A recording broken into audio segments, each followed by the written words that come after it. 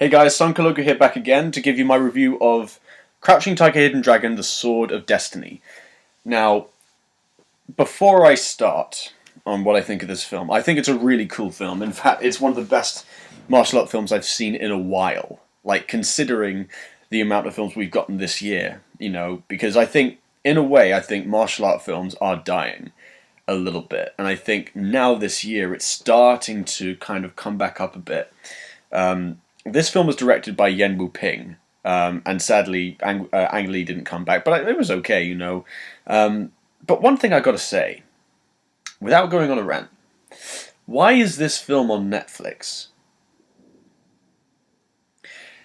Why is this film not in cinemas, like the first one was?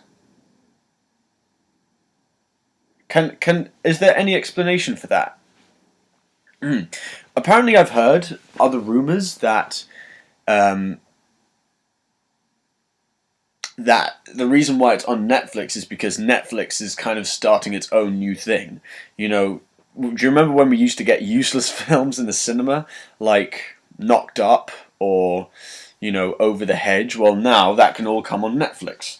So Netflix is pretty much getting its new taste in its own medicine, basically.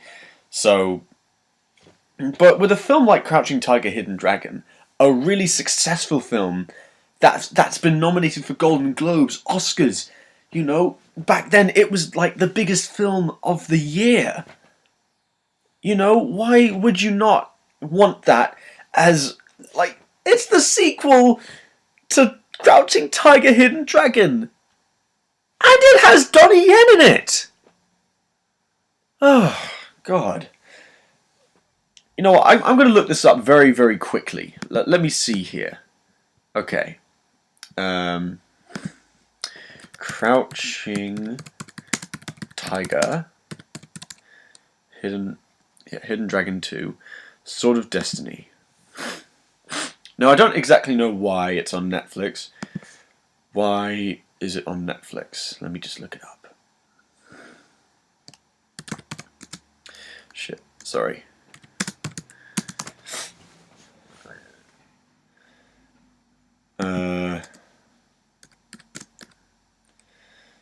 Why is it on Netflix and not cinemas?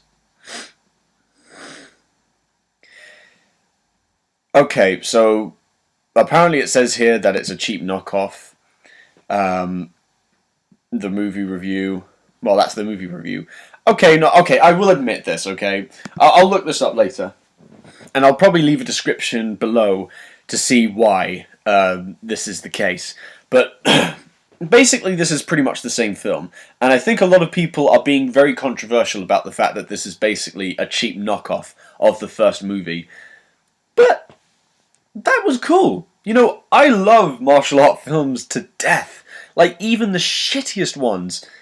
I can enjoy them as a guilty pleasure, and in fact, some of them, which are guilty pleasures for me, have one of the best fight scenes. Like, some of these films are stealing from other source materials, like The Raid 2, Trying to Be Godfather, kick-ass fight scenes, raw to the bone fight scenes. The urgency, the barbaricness of it was just amazing. Sword of Destiny. So basically, not much to say. So it's like many, many years, 20 years after Li Mubai's death.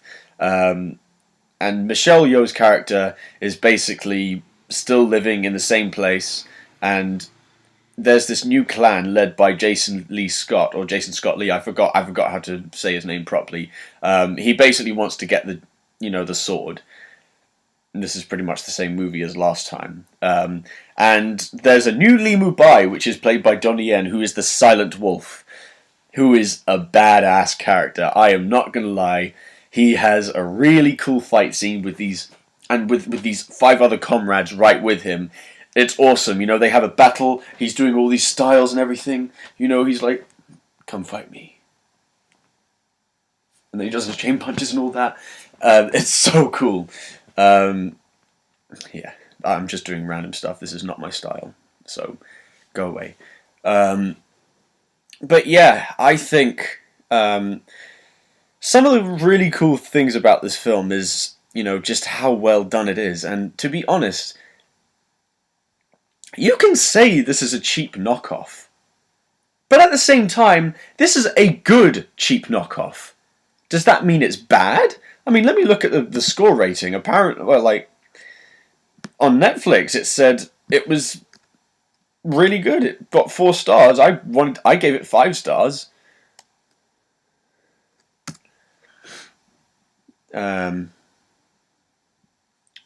Ooh. Okay. Rotten Tomatoes gave it... come on. Okay, yeah. But can you blame it for the fight scenes? Okay, if you took the fight scenes out, it is a cheap knockoff. I will say that for sure.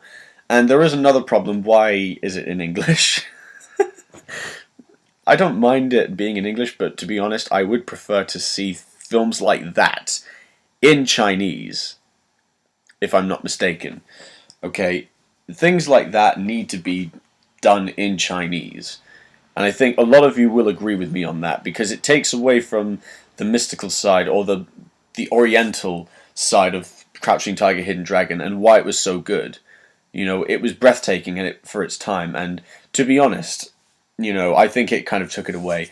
Okay, so there are a few complaints with this film, but it's not really, overly complainted. Above all, this film was really good for what it was.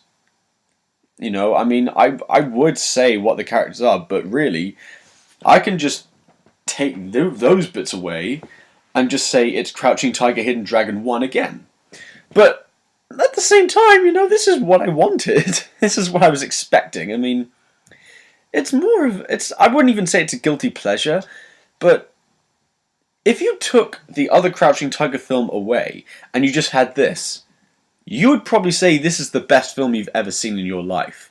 Okay, I have not even seen the reviews for this film, but apparently people are saying that it's bad because it's a real cheap knockoff. It's like, cheap knockoff, go away, we don't want that. But the fight teams are going, no, cheap knockoff. Like, who cares? Avengers 2, same film, but with a different villain. In fact, do you know what? It was the same film, but better if you think about it. What else can I say? It's like saying Batman is the same film as The Dark Knight, but different. So? Does that mean one has to be less worse than the other? If I say Spider-Man 2002, was a good hit back then, and it started the new superhero genre, okay, that's a different way of looking at it. And it's the same thing with Crouching Tiger. And then you've got The Amazing Spider-Man, which is a knockoff. Not a cheap knockoff, an expensive knockoff. But Crouching Tiger, Hidden Dragon 2 is a cheap knockoff.